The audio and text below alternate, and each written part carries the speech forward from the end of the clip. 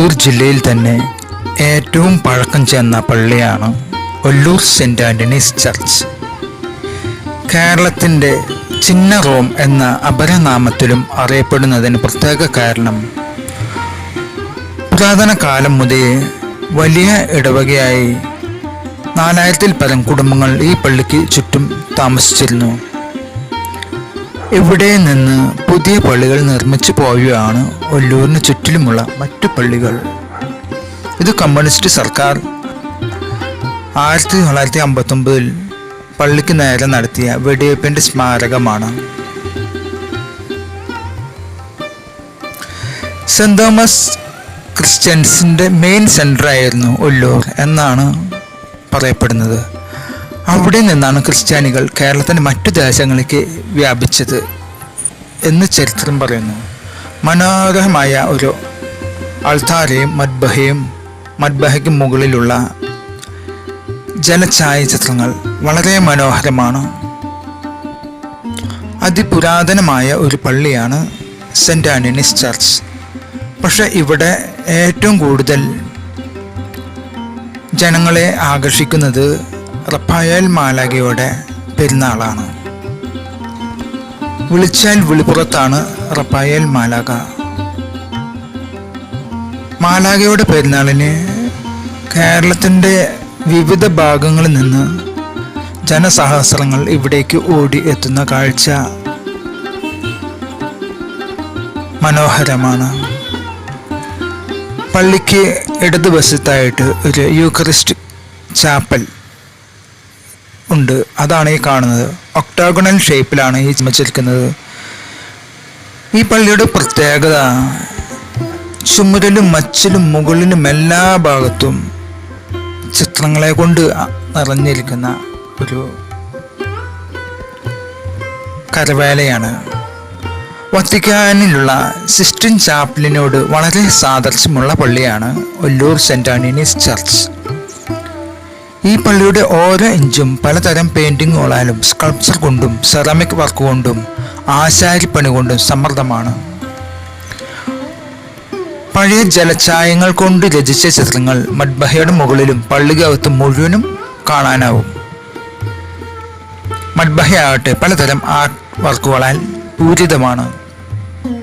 ഇത് പ്രസംഗ പീഠമാണ്. പഴയ പള്ളികളിൽ മാത്രമാണ് ഇത്തരം പ്രസംഗ പീഠം കാണാൻ സാധിക്കുക. ഇപ്പോൾ നിർമ്മിക്കുന്ന പള്ളികളിലൊന്നും ഇവയില്ല. 5000-ൽ പരം മാലാഖമാരുടെ ചിത്രങ്ങളാണ് പള്ളി നിറയെ. പലതും പെയിന്റിങ്ങുകളും മരം, പ്ലാസ്റ്റിക്, കല്ല്, മെറ്റൽ, ഐവറി എന്നിവകൊണ്ടെല്ലാം ഈ ചിത്രങ്ങൾ നിറഞ്ഞു നിൽക്കുന്നു. ഇത് ഈ പള്ളിക്ക് മാത്രം അവകാശപ്പെട്ട ചരിത്രമാണ്.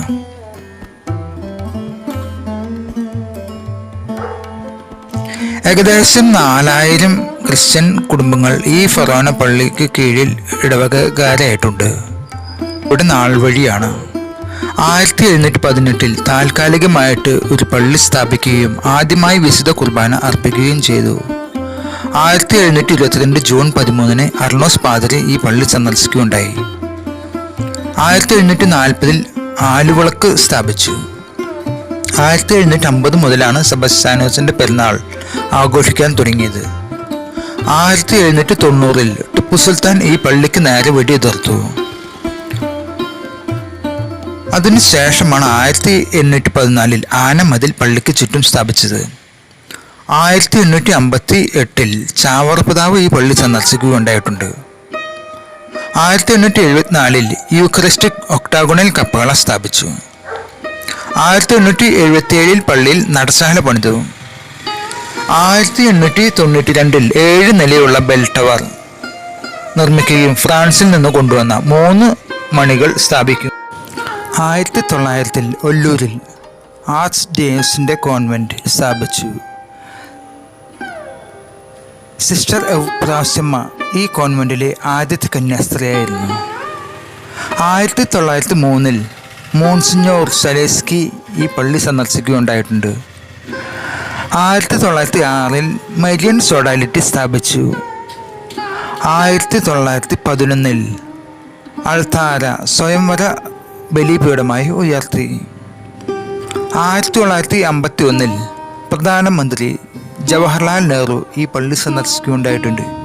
ഇങ്ങനെ പോകുന്നു ഈ പള്ളിയുടെ ചരിത്ര പ്രസിദ്ധമായ നാൾവഴികൾ.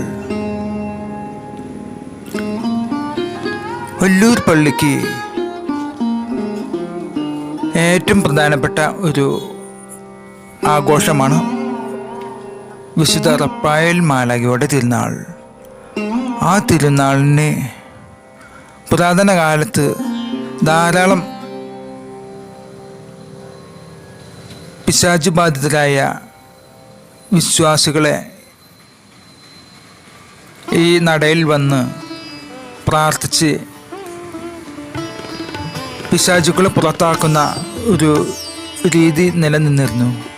പിന്നീട് കുണ്ടുകുളം പിതാവാണ് ഇത്തരം അതിപ്രാചീനമായ കാര്യങ്ങൾ വേണ്ട എന്ന് വെച്ചത്.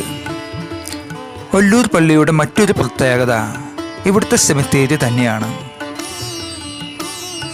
പണക്കാരനെന്നോ പാവപ്പെട്ടവനെന്നോ പണ്ഡിതനെന്നോ പാമരനെന്നോ യാതൊരു വ്യത്യാസമില്ലാതെ എല്ലാവർക്കും തുല്യ പദവിയാണ് ഇവിടെ.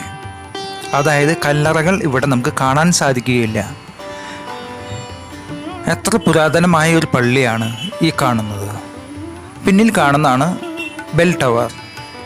ഇപ്പോൾ അതിൻ്റെ പണികൾ നടക്കുകയാണ്. ഒരു പക്ഷേ ബലക്കുറവ് നിമിത്തം അതിന് പ്ലാസ്റ്ററിങ് കൊടുത്ത് ബലപ്പെടുത്തുന്ന ഒരു പ്രക്രിയയായിരിക്കാം നടക്കുന്നത്. ഇത് സെമിത്തേരിയോട് ചേർന്നിട്ടുള്ള പഴയ പള്ളിയാണ്. ഈ പള്ളിയിലാണ് പലപ്പോഴും മരിച്ചവർക്ക് വേണ്ടിയുള്ള കുർബാനയും പ്രാർത്ഥനയും അർപ്പിക്കുന്നത്. കേരളത്തിൽ മറ്റൊരു പള്ളികളിലും ഇതേപോലുള്ള സെമിത്തേരി നമുക്ക് കാണാൻ സാധിക്കുകയില്ല. എല്ലാവർക്കും തുല്യ പരിഗണന നൽകിക്കൊണ്ടുള്ള ഒരു സെമിത്തേരി. പുരാതന കാലം മുതലേ ഈ ഒരു ആശയം ഒല്ലൂർ പള്ളി നടപ്പിലാക്കിയിരുന്നു.